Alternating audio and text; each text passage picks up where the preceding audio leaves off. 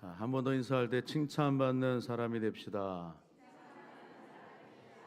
칭찬하는 성도가 됩시다. 예수님께서 이 공생애 동안 행하신 일들을 기록한 말씀 마태복음 4장 23절의 말씀 보면 이렇게 얘기를 해요. 예수께서 온 갈릴리에 두루다니사 그들의 회당에서 가르치시며 천국 복음을 전파하시며 백성 중에 모든 병과 모든 약한 것을 고치시니라고 얘기를 합니다. 주목해서 보게 되는 건 맨 마지막 부분인데 백성 중에 모든 병과 모든 약한 것을 고치셨다 말씀합니다.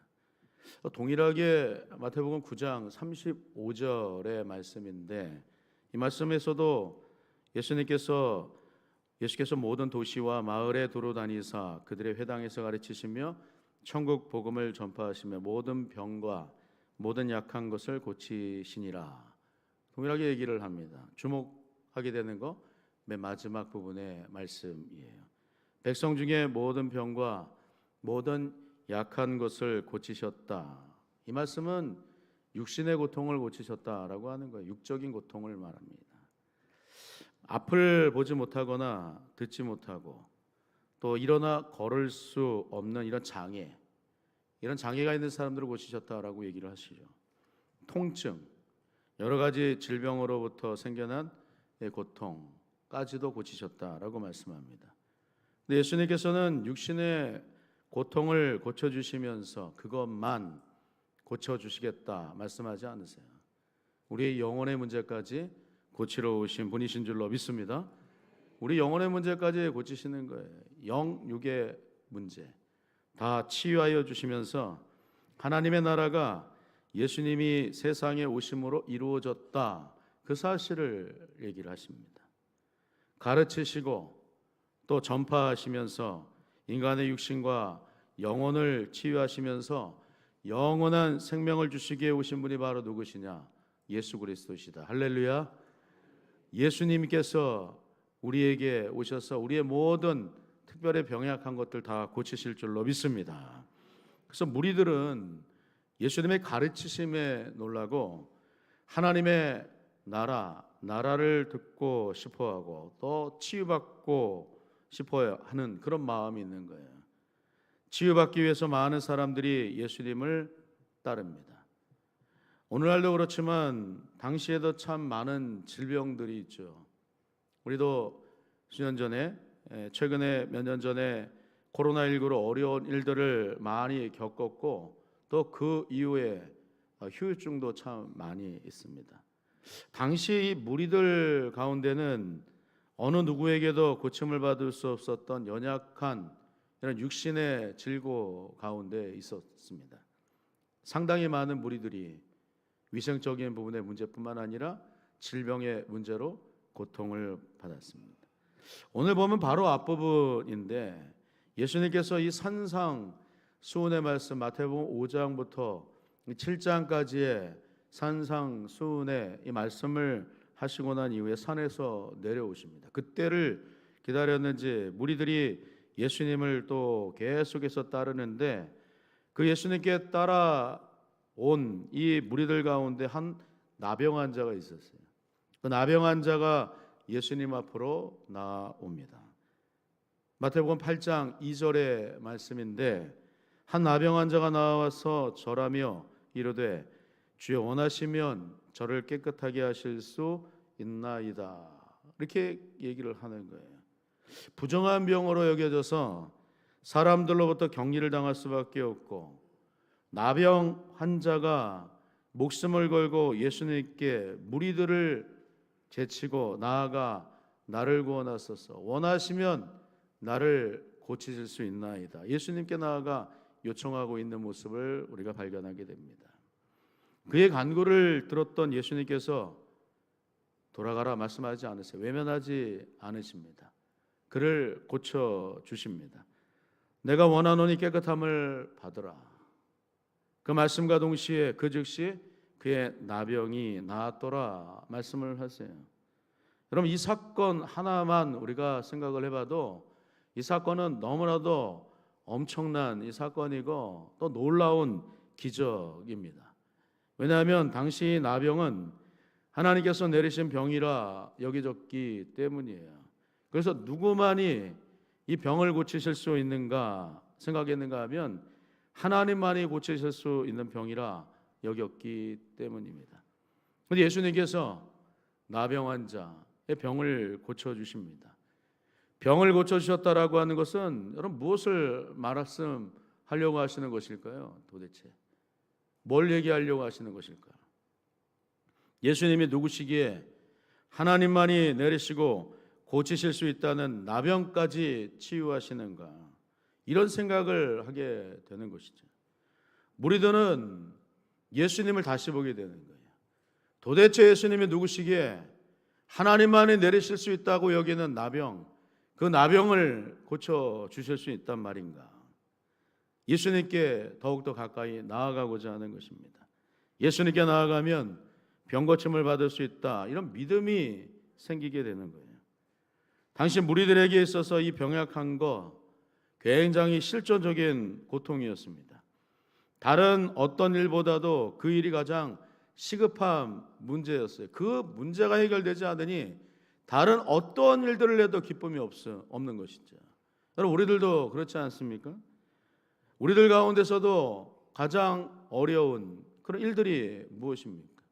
육신의 고통, 질병이 하나 없었던 것이 생긴다면 그 질병이 병원의 의사가 괜찮아졌습니다 라고 하는 그런 통보를 받게 되기까지 얼마나 마음 졸이고 노심초사하는 우리의 연약한 모습, 그런 모습들을 우리가 발견하게 되는 것이죠. 가정에 문제가 하나 있는데, 가정에 문제 하나 생겼을 때 그 문제가 해결되지 않으면 온통 밥을 먹어도 먹은 것 같지 않고, 또 생업에 문제가 생겨도 그 문제가 해결되지 않으면 답답하기 그지없는 우리의 모습들 발견하게 되지 않습니까? 문제가 해결돼야 되는 거예요. 실존적인 고통의 문제가 해결되지 않으면 더 이상 아무것도 할 수 없는 그런 삶을 사는 것이 바로 우리들이다라고 얘기할 수 있습니다. 그런데 그런 상황 가운데 나 괜찮다 그렇게 생각할 수 있는 사람은 단 한 사람도 없는 거예요. 찬송가 471장을 보시면 이 가사의 내용이 이렇습니다. 471장, 주여 나의 병든 몸을 지금 고쳐주소서. 모든 병을 고쳐주마 주 약속하셨네.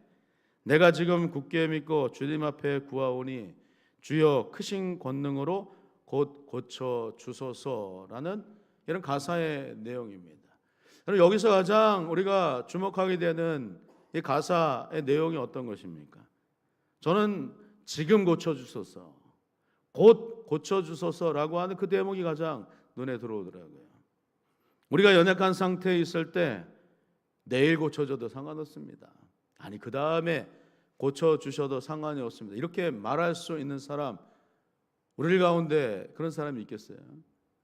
정말 절박한 문제라고 한다면 지금 당장 곧 고쳐주옵소서. 아마 그런 마음이 우리 찬송가 471장의 이 가사에 적은 우리 작사가의 마음이 우리의 마음일 수 있습니다. 당장 그 일이 해결되지 않으면 먼 일을 해도 기쁘지 않는 것입니다. 온통 그 문제뿐이기 때문입니다. 예수님 앞에 나아갔던 이 무리들의 마음에는 무엇이 있었는가 하면 절박함이 있었다라고 하는 거예요. 고쳐주옵소서. 주여 원하시면 나를 고치실 수 있나이다. 나병 환자의 고백과 같이 나를 고쳐주옵소서. 절박한 마음이 있는 거예요. 낫고자 하는 절박함입니다. 우리도 오직 예수님만이 우리의 영원한 치료자가 되심을 믿고 절박한 마음으로 우리 주님 앞에 나아가실 수 있기를 간절히 바랍니다. 그런 의미 속에서 오늘 본문을 보시면요, 나병 환자를 고치신 예수님 앞으로 또 누가 나오는가 하면 백부장이 나왔더라라고 얘기를 해요. 먼저 오늘 보면 5절의 말씀을 함께 보시면 예수께서 가버나움에 들어가시니 한 백부장이 나와 간구하였다, 이렇게 말씀을 합니다. 여기서 이 예수님께 들어가셨다라고 말씀하시는 거, 장소를 가리켜 어디라고 얘기하는가 하면 가버나움이라 이렇게 얘기를 해요. 이 가버나움이라고 하는 이 동네, 나훔의 마을이라고 하는 의미가 있는데, 나훔이라고 하는 건 여기서 이 나훔 선지자를 얘기하는 것 같아서 찾아보니까 그렇지 않더라고요. 그냥 나훔의 동네 이렇게 지칭을 합니다. 뜻은 위로하는 동네, 마을이라고 되어져 있어요. 갈릴리 북쪽 해안 도시, 북서쪽 정확하게. 우리 지도를 보시면 파란색 그 조그만 그 지역이 바로 이 갈릴리 호수인데, 그 갈릴리 호수를 확대시키면 그 오른쪽에 보시면 가버나움이라고 하는 맨 위쪽 북서쪽에 그 지도에 표시가 바로 가버나움이라고 하는 거예요. 이 가버나움에서 어떤 일들이 이루어졌는가 하면 예수님께서 제자들을 부르십니다. 그리고 복음을 전하시는 거예요. 그리고 이 시대적으로 이 가버나움이라고 하는 동네는 로마, 당시 시대가 어떤 시대였는가 하면 팍스 로마나 시대였어요. 그러니까 로마의 평화의 시대라. 가이사르가 온 이 나라를 다 석권하고 모든 나라들을 다 민족들을 지배하는 팍스 로마나 시대였다라고 하는 거예요. 로마의 시대였어요. 로마의 시대.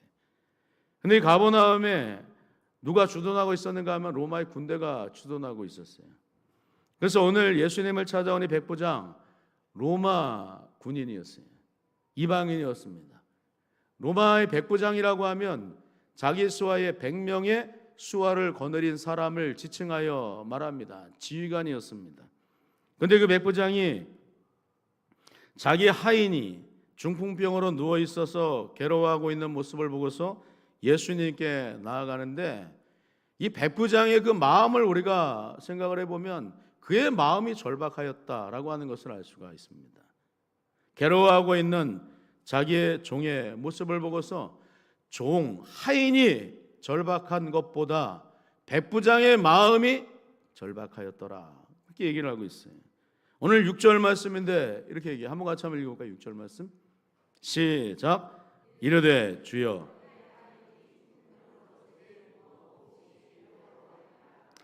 주여 내 하인이 중풍병으로 집에 누워 몹시 괴로워하나이다. 6절의 말씀인데, 여러분 이 구절에서 주목하게 되는 말씀, 우리 성도님들이 하나 뽑으라고 한다면 어떠한 단어를 선택하시겠습니까? 주여, 중풍병, 괴로워하나이다. 어떤 것을 뽑으시겠어요? 저는 가장 눈에 들어온 단어가 내 하인이라고 하는 말이에요. 남의 하인이 아니라 내 하인, 내 사람이라고 하는 말이죠.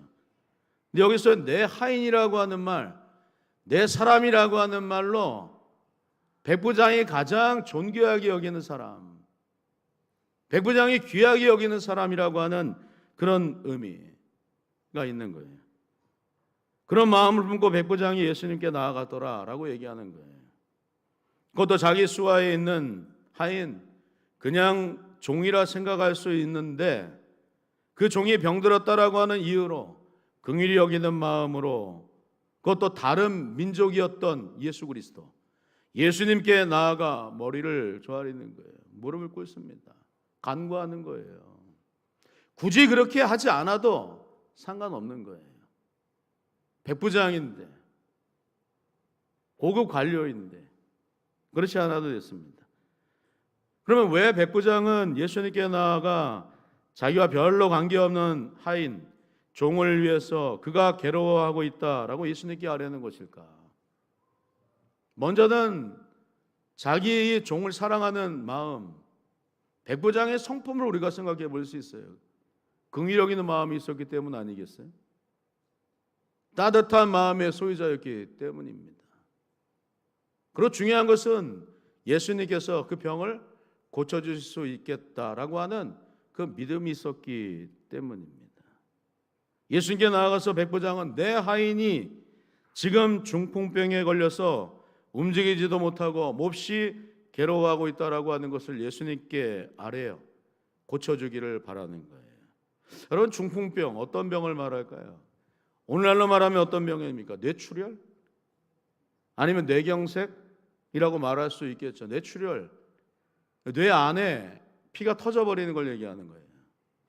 혈관이 터지는 일들을 말합니다. 그렇게 되면 생명이 굉장히 위중할 수가 있는 것이죠.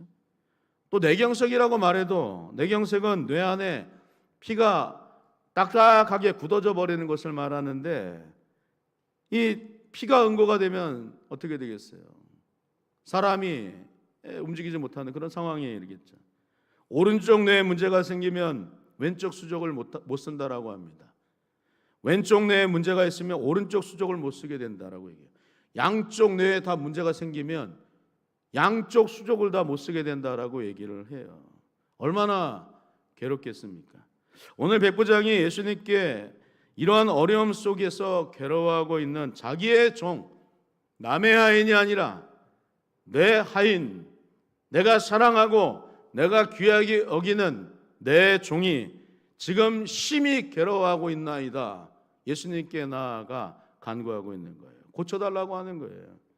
그를 긍휼히 여기는 마음으로 예수님께 나아가 고쳐달라 요청을 하고 있습니다.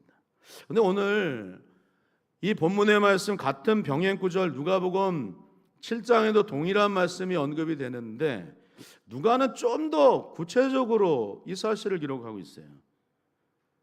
여기 누가복음이 기록한 누가의 말씀을 보면 예수님, 이 백부장이 자신이 직접 예수님께로 나아가지 않고 유대의 장로들을 예수님께 보내서 자기의 종을 구해 주시기를 청하였다라고 얘기를 합니다.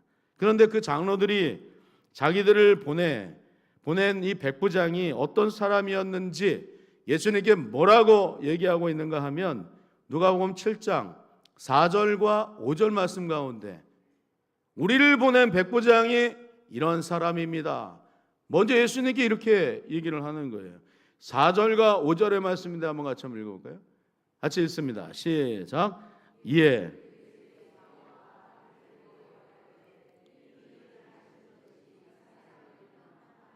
(5절) 그가 우리 민족을 사랑하고 또한 우리를 위하여 배당을 지었나이다. 백부장은 어떤 사람입니까? 먼저 유대의 장로들이 가서 얘기하는 게 이 사람에게 그것은 합당하나이다 라고 얘기를 했다는 거예요. 그러면서 하는 말이 우리 민족을 사랑합니다, 우리를 위하는 자입니다 이렇게 얘기하는 거예요. 이게 무슨 말입니까? 타인을 위하는, 사랑하는 마음씨 따뜻한 사람이다 라고 얘기를 하는 거 아니겠어요? 그래서 주목하게 되는 것은 타인이 백부장을 뭐라고 얘기했느냐는 거예요. 다른 사람이 백부장을 어떻게 생각하고 있느냐라고 하는 것입니다. 주변에 있는 사람들이 백부장을 뭐라고 말하고 있느냐라고 하는 거예요. 오늘 백부장은 자신 스스로보다는 주변 사람들이 더 칭찬하는 사람이었다라고 하는 것을 알 수가 있어요. 예수님께서 백부장의 요청을 들어주시는 것이 합당하나이다 라고 하는 말을 들을 정도로 주변 사람들로부터 칭찬받는 사람이었다라고 하는 것입니다. 여러분, 그런 점에 있어서 우리 백부장의 모습처럼 우리도 어떠해야 될까? 오늘 주신 말씀을 통하여서 내가 나를 생각할 때 참 괜찮다, 근사하다 라고만 생각하면 좀 곤란한 거예요. 다른 사람이 나를 어떻게 생각하는가? 다른 사람이 나를 생각할 때 참 괜찮네요, 참 근사하네요, 칭찬을 받느냐 받지 못하느냐, 이거 중요하다라고 하는 것입니다. 특별히 우리 주님께서는 우리를 뭐라고 생각하시는지 그 대목을 우리가 잘 생각할 수 있어야 하는 것이죠. 우리 모두는 나뿐만 아니라 우리 모든 주변의 사람들이 나를 향하여서 칭찬하는 그런 성도들이 다 되실 수 있기를 주님의 이름으로 축원합니다.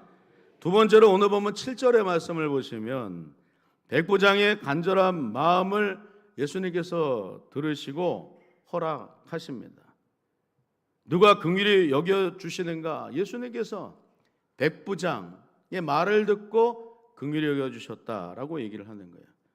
그런데 이 7절의 말씀을 보니까 이렇게 얘기를 해요. 예수님께서 이르시되 내가 가서 고쳐주리라. 가서 고쳐주겠다라고 이렇게 얘기를 하는 거예요. 여기 이 말씀을 보시면 백부장이 예수님께 나아가 간구하기를 주여 내 하인이 중풍병으로 집에 누워 몹시 괴로워하나이다. 내 하인입니다. 자기의 심정을 담아서 마치 자기가 아픈 것처럼, 자기가 괴로운 것처럼 절박한 마음으로 예수님께 나아가 고쳐주시기를 원하고 있는 이 백부장의 그 마음을 우리 주님이 아셨는지 내가 가서 고쳐주리라 말씀하고 있는 거예요. 앞에서 우리가 말씀 살펴봤지만 나병 환자의 이 간구와 비교를 해보면 마태복음 8장 2절에서 나병 환자 나와서 절하며 이르되 주여 원하시면 저를 깨끗해 하실 수 있나이다. 나를 깨끗하게 하실 수 있나이다. 내가 지금 어려움 당했습니다. 자기의 절박함을 호소하는 거예요. 그런데 예수님께서 그의 병을 즉시 고쳐주셨다라고 얘기를 하죠. 근데 오늘 이 말씀 가운데서는 백부장이 아픈 게 아니었거든요. 백부장이 마치 자기가 아픈 것처럼 자기 하인의 병을 자기가 함께 괴로워하면서 예수님께 나아가 고쳐주기를 응하고 고쳐주기를 원하고 있다라고 하는 거예요. 그 사실에 대해서 예수님께서 듣고 그 즉시 응답하셨더라라고 하는 것입니다. 백부장의 여기서 태도를 우리가 주목해 볼 필요가 있는 거예요. 백부장 사랑하는 마음이 있었다. 긍휼력 있는 마음이 있었다. 우리가 타인을 긍휼히 여길 줄 알아야, 사랑할 줄 알아야 우리도 긍휼히 여김을 받고 사랑받는 삶을 살 수 있는 줄로 믿습니다. 근데 오늘 이 말씀 가운데서 또 이 백부장의 이 태도, 예수님께서 내가 가서 고쳐주리라 이 말씀을 하셨을 때 그 말씀을 듣고 백부장이 어떠한 반응을 보이고 있는가 하면 그 말씀 앞에 백부장이 이러한 반응을 보이는 거예요. 8절의 말씀입니다. 같이 한번 읽어볼게요. 시작. 백부장이 대답하여 이르되 주여 내 집에 우리도 그런 믿음이 있어야 되는 줄로 믿습니다. 9절 말씀을 보시면 나도 남의 수하에 있는 사람이요 내 아래에도 군사가 있으니 이더러 가라 하면 가고 저더러 오라 하면 오고 내 정도로 이것을 하라 하면 하나이다. 이 말이 어떤 말일까? 주님을 어떠한 존재로 여겼다라고 하는 거예요. 내 말을 들으시오 라고 하는 그런 입장이 아니라 말씀하나옵소서 나는 당신의 종이니이다. 그런 태도 아니었겠어요? 그러니까 오지 않으셔도 됩니다. 말씀으로만 하셔도 고침받을 줄로 믿습니다. 백부장의 믿음이 어떤 믿음이었는가? 다만 말씀으로만 하옵소서 그래도 나을 줄로 믿습니다. 백부장의 믿음은 이런 믿음이었다는 거예요. 예수님을 절들 가운데서도 이만한 믿음을 내가 본 일이 없노라. 이방인들보다 못한 믿음. 무리들을 향하여서 꾸짖는 거 아니겠어요? 이 말씀은 당시 이스라엘 백성들 가운데서도 이러한 믿음을 가진 자가 없었노라라고 얘기를 하는 거예요. 백부장은 이방인이었고 이스라엘 백성들은 자신들 스스로가 하나님의 백성이라고 자부하는 그런 사람들이었음에도 불구하고 이만한 믿음이 없었다라고 얘기를 하는 거예요. 그럼에도 불구하고 백부장과 같이 보지 않고서도 믿는 믿음, 말씀만으로도 이루어질 것을 확신하는 그런 믿음 칭찬하고 있는 거예요. 또 13절 말씀을 한번 보십시오. 13절 말씀 보시면 예수께서 백부장에게 이르시되 가라 네 믿은 대로 될지어다 하시니 그 즉시 하인이 나으니라. 자기 하인이 나았다라고 얘기하는 거예요. 여러분 이 말씀을 통하여서 우리도 어떤 믿음을 소유할 수 있어야 하겠습니까? 우리의 믿음은 어떤 믿음이라고 얘기할 수가 있겠습니까? 온전히 예수님을 절대 신앙하는 그 믿음이라고 얘기할 수 있습니까? 마태복음 17장 20절의 말씀을 보니까 예수님께서 믿음을 말할 때 겨자씨만한 작은 믿음이다 할지라도 그 믿음이 어떠한 결과를 낳게 되는지 이렇게 말씀을 하세요. 마태복음 17장 20절 스크린 보시면서 한번 마지막으로 같이 한번 읽겠습니다. 시작. 이르시되 너희 믿음이 작은 까닭이니라 진실로 너희에게 이르노니 만일 너희에게 믿음이 겨자씨 한 알만큼만 있어도 이 산을 명하여 여기서 저기로 옮겨지라 하면 옮겨질 것이요 또 너희가 못할 것이 없으리라. 할렐루야. 못할 것이 없을 정도의 겨자씨만한 작은 믿음이 있다 할지라도 그 믿음만 있다면 너희에게 못할 것이 없느니라. 여러분, 이 말씀이 무슨 말씀이에요? 절대적으로 주님을 신뢰하고 앙망하는 믿음을 가질 수 있어야 된다라고 얘기를 하는 거예요. 순전한 믿음, 백지장과 같은 믿음이 우리에게 있어야 된다라고 하는 거예요. 무슨 말씀을 하셔도 아멘, 아멘으로 받는 그 믿음의 소유자들 우리 모두가 다 되실 수 있기를 간절히 바랍니다.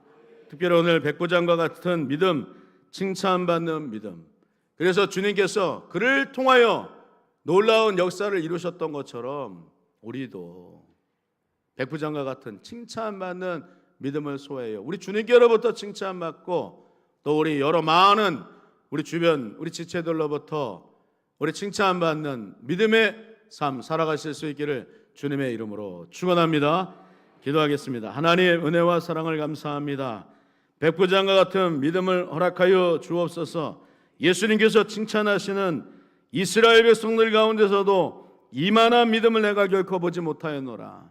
주님께로부터 칭찬받는 믿음의 소유자들 우리 모두가 다 되게 하여 주옵소서. 예수님 이름으로 기도합니다. 아멘.